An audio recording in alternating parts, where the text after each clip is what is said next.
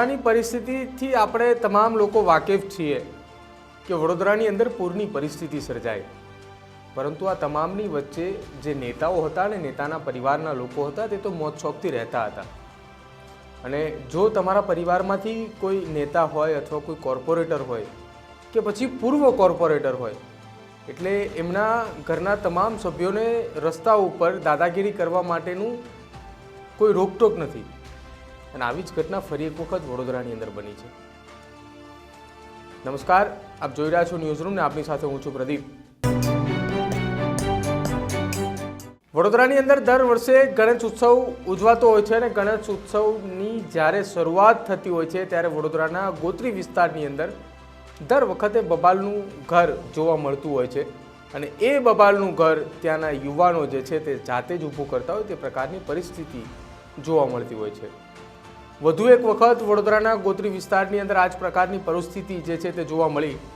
ગઈકાલે તમામ લોકો ગણેશ ઉત્સવની ઉજવણી જે છે તે કરી રહ્યા હતા અને આ ઉજવણી દરમિયાન વડોદરા શહેરના પૂર્વ કોર્પોરેટર જશોદા સોનેરના પૌત્ર મિહિર સોનેર અને તેજસ સોનેર, આ બંને યુવકો જ્યારે ગણપતિઓને લઈને આવતા હતા તે દરમિયાન ડીજેના તાલ સાથે ઝૂમી રહ્યા હતા અને એ તાલની સાથે સાથે અર્ધનગ્ન થઈને જાહેર રસ્તા ઉપર નાચી રહ્યા હતા અને સાથે વિવાદિત ભાષણો પણ આપી રહ્યા હતા.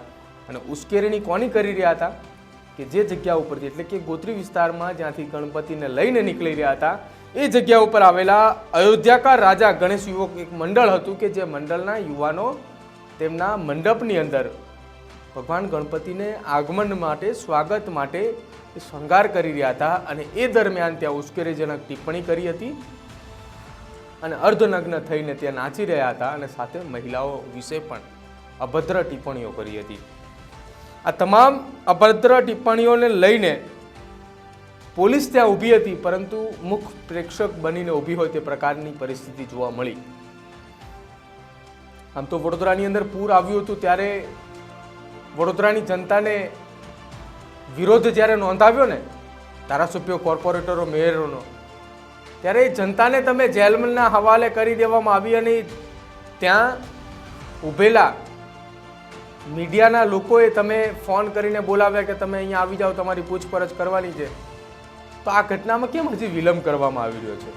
ફરિયાદ નોંધવામાં આવી, પરંતુ તમને ખબર જ છે કે દર વર્ષે આ પ્રકારની ઘટના થાય છે. ઘટના બની ગયા પછી ફરિયાદ દાખલ કરવામાં આવી. જ્યારે ઘટના બની, જ્યારે પૂર્વ કોર્પોરેટર જશોદા સોનેરના પૌત્ર મિહિર સોનેર અને તેજસ સોનેર બંને ત્યાં અર્ધનગ્ન થઈને નાચી રહ્યા હતા, એ દરમિયાન કોઈ પણ પોલીસ કર્મચારી ત્યાંથી હલ્યો નહીં અને આ બંને યુવકોને અટકાવ્યા પણ નહીં.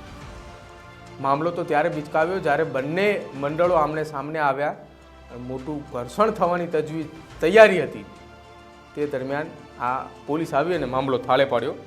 જોકે પોલીસે કુલ 8 લોકો સામે ગુનો દાખલ કરવામાં આવ્યો હતો. અગાઉ ભૂતકાળની અંદર પણ આ જે જગ્યા ઉપર ગોત્રી ખાતે જે અસામાજિક તત્વો જે બનીને બેઠેલા છે તેમને અહીંયા આ જ પ્રકારે એક હુમલો જે છે તે કર્યો હતો ગત વર્ષે, અને જેમાં કુખ્યાત અક્ષિતરાજ, શ્લોક શાહ અને ભરત મકવાણાની સાથે સાથે ગણેશ જીત, આ 4 આરોપીએ ભૂતકાળની અંદર પણ આ જ પ્રકારની પરિસ્થિતિનું નિર્માણ ગોત્રી વિસ્તારની અંદર કરેલું છે. જ્યારે ફરી એક વખત પૂર્વ કોર્પોરેટરના 2 પૌત્રોની સાથે આ 4 લોકો અને અન્ય બીજા 2 યુવકો મળીને કુલ 8 લોકોએ સાથે મળીને વડોદરાનો ગોત્રી વિસ્તાર જે છે તે મોડી રાત્રે બાંધમાં લીધો હતો. પોલીસ મુખ્ય પ્રેક્ષક એટલા માટે બનીને ઊભી રહી કેમ કે પૂર્વ કોર્પોરેટરના પૌત્ર છે, જો તેમની ધરપકડ કરવામાં આવશે, તેમને અટકાવવામાં આવશે તો ક્યાંક તેમની નોકરી ઉપર સવાલ ઊભો થશે, તેમની બદલી પણ થઈ જાય. સાહેબ, જ્યારે જરૂર હતી ને ત્યારે તમે પગલાં લીધા હોત ને તો ખૂબ સારું હતું.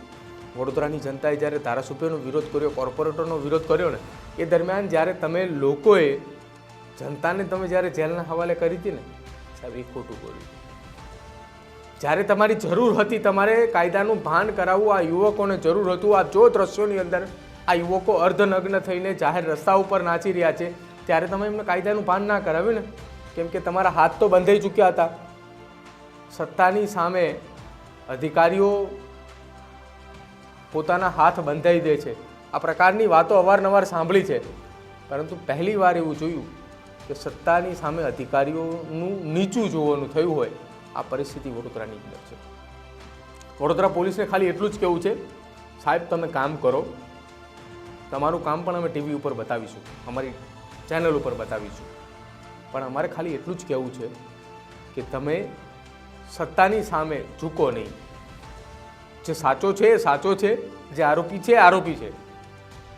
જો ગઈકાલે રાત્રે આ ઘટના બની એ વખતે તમે આ યુવકોને અટકાવ્યા હોત ને તો ક્યાંક આટલી લાંબી ફરિયાદ પણ ના લખવી પડી હોત અને ક્યાંક આ મામલો આટલો મોટો પણ ના થયો કે ક્યાં એ જગ્યા ઉપર અત્યારે પોલીસ બંદોબસ્ત પણ ગોઠવી દેવામાં આવ્યો છે. જો આપ અમારી વાત સાથે સહેમત છો કે ગુજરાતની અંદર અથવા કોઈ અન્ય શહેરોની અંદર સત્તાની સામે પોલીસ પણ નમી જાય છે અથવા સત્તાની અંદર યુવક હોવાને કારણે પોલીસ તેની સામે કાર્યવાહી નથી કરી શકતી, તો આપ અમારા કોમેન્ટ બોક્સની અંદર જરૂર જણાવજો. અમારી ચેનલને આજે જ લાઈક કરો, શેર કરો અને સબસ્ક્રાઈબ કરો.